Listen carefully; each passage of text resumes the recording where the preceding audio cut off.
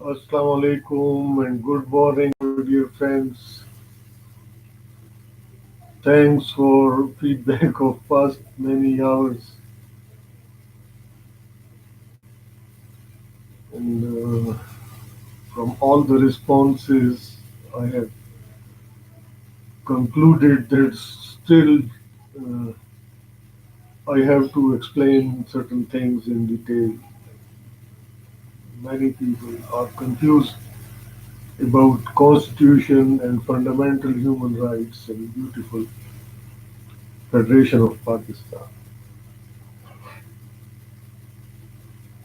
Like all other federations, like mother of all federations known as United States of America, here in Pakistan, our constitution is also supreme law of the land. And all the laws prevailing here in this beautiful federation of Pakistan must be compatible with the spirit of constitution. And fundamental human rights uh, clauses of fundamental human rights present there in Constitution uh, must be implemented, and the one who goes against Constitution is knowingly or unknowingly uh, putting himself in a difficult situation. We have 2,200 million people here in Pakistan, and these fundamental rights are guaranteed to them by Constitution, which is supreme law of the land. And all the institutions functional here are having constitutional mandate. We have got best armed forces in the world, and like U.S. Army and armed forces of USA, Pakistan armed forces, they protect our fundamental human rights. They protect us from external aggressors, and whenever they are needed, they are being called to tackle situations inside Pakistan. Constitutional provision is there. Civil government calls them when they are required. Well, strange situation appears when a person elected through ballot as executive head of Pakistan suspends fundamental human rights of the people on one plea or another. We are having few examples in our history, and such leaders, they misled armed forces into conflict with people of Pakistan, whom are 2,200 million in number.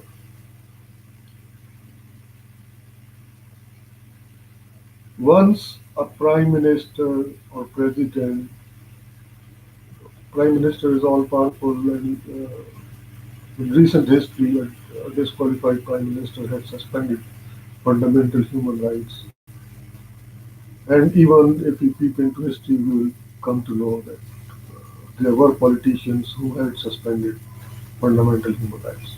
And what was the outcome? Uprisings were there. Because if you take away right of life from the people,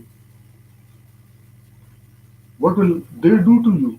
I mean, they will respond you in a same coin. So war starts within the country, between people and the leadership. Whenever human fundamental human rights are being suspended here. And then civilian government, that misleading leader, he calls in armed forces to continue his fight with people.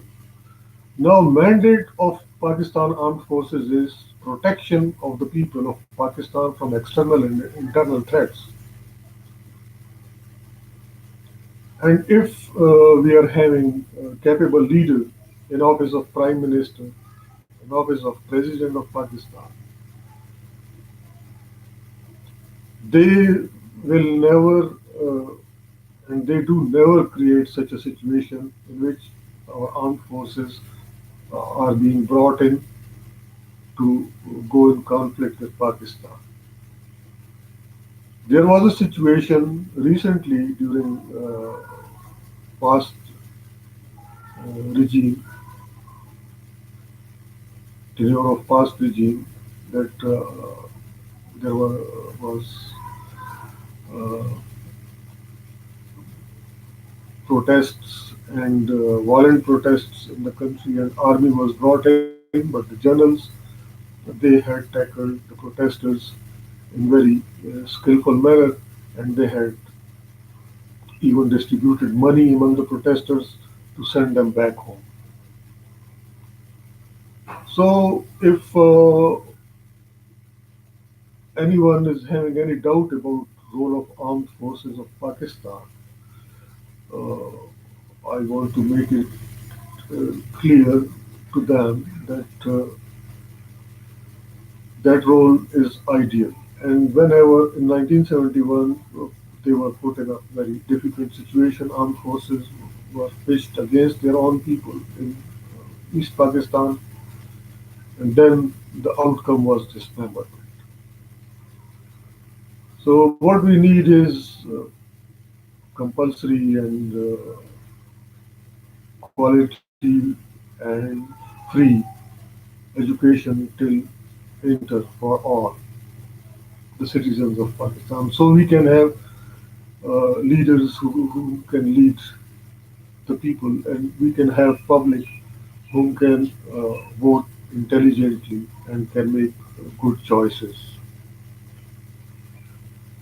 So our armed forces are ideal in all respects, and they know how to tackle even if misleading leaders they put them in a difficult situation by bringing them into conflict with people after suspending fundamental human rights of the people. And no state, every state is an organized society. You see, why people they do get organized to improve their lot, to have better living conditions.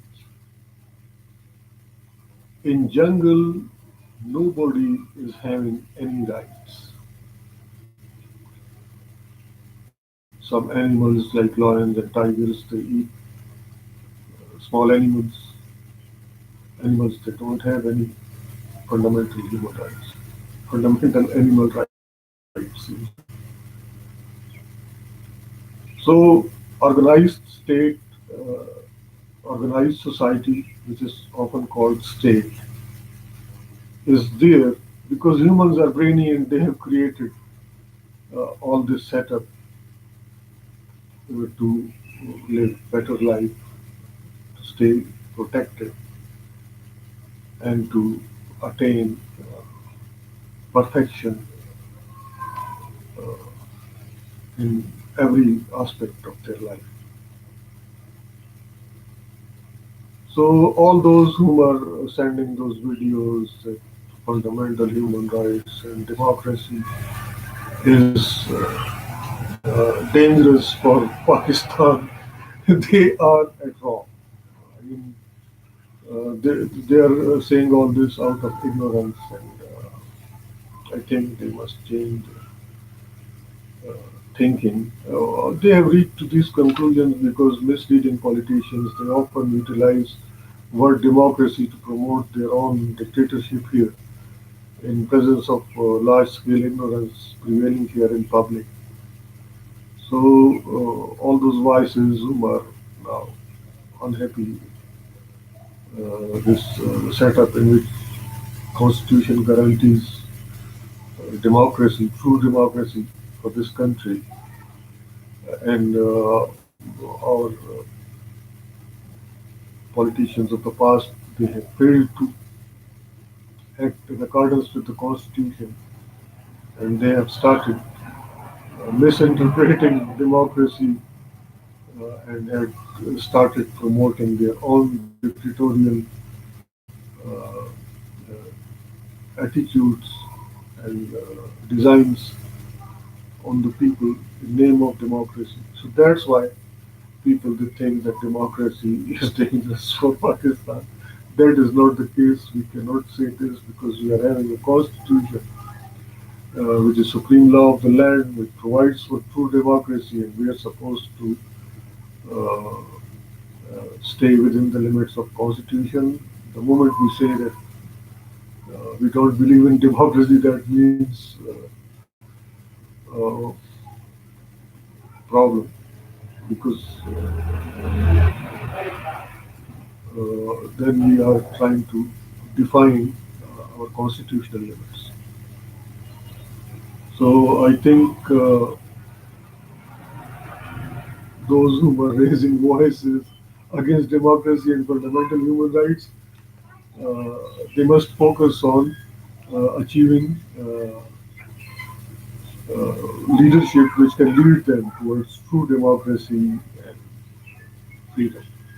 And we all know that what real freedom is.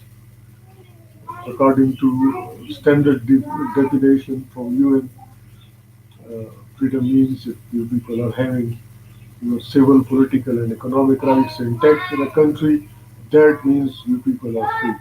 You have achieved independence now. And that freedom we here in Pakistan, can achieve once we are all educated and we are having clear concept about freedom.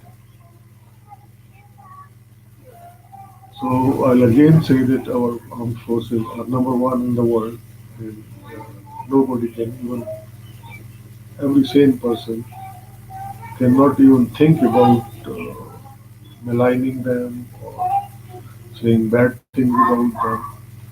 And we are all humans, so human is for error. People can make mistakes in every institution, but that is their individual act. Not the whole institution can be blamed for individual act of one person. So I think I have again made an effort to create conducive conditions here in Pakistan for attainment of true democracy guaranteed by our constitution. And importance of fundamental rights, we all know, is pivotal. If fundamental rights guaranteed by constitution are implemented, social welfare measures are being taken, unemployment allowance is there for the unemployed, there will be no uprisings, there will be no unrest, and this is not something new that was that welfare model was initiated by our holy prophet, peace be upon him, and the same model prevails in United States of America, in Great Britain as well, and in rest of European democracies. So we have to be peace loving, and we have to be having clear idea about democracy, about fundamental human rights, for economic development, restoration of fundamental is always required, and Economy moves when people are having purchasing power, if people are getting jobs, and those who are unemployed are getting unemployment allowance. Everybody is having money, so agriculture sector, industrial sector, whatever is being produced there is being consumed by the people because people can buy that. So by this way, economy goes on, and all those who were thinking in these terms or trying to convince Pakistani leadership that by squeezing economy of Pakistan there will be uh, improvement in situation, they are wrong.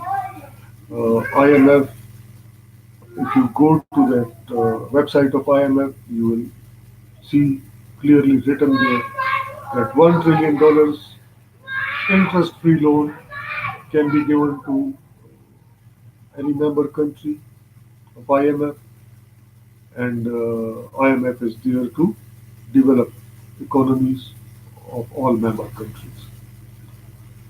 So that is a broader objective. Okay?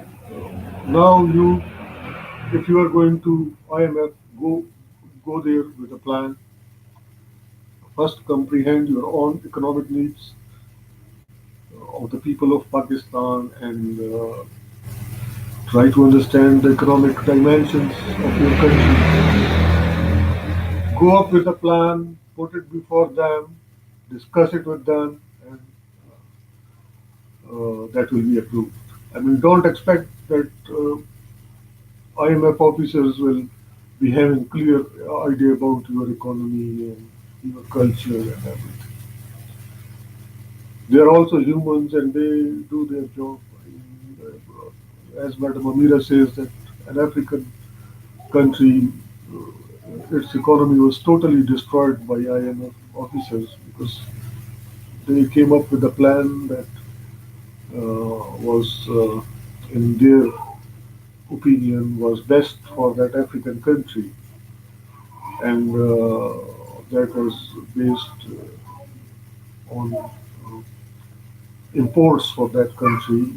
Their local economy was ignored in IMF plan because the people of that country were unable, were not that educated to come up with their own plan and to put it before IMF. So now they are only selling bananas. Their economy is totally destroyed. So we have to work with devotion once we take charge as finance minister, as prime minister, as president, and we have to be very educated and intelligent to utilize available financial opportunities in IMF and World Bank, South Asian Bank. So we have to come up with our own plan uh, after going through some research and after having clear idea about our own economic needs. And that idea that if Pakistan's economy will be squeezed, that will be better for Pakistan's economy. That is a vague and rather a baseless idea. And that squeezing of economy means more unemployment and more imports, and that is that will cause total economic devastation. So once we want to enjoy perks, privileges, salaries of high offices, we must know how to do our duties while sitting there as well. I wish all the best to all of you and good luck as well.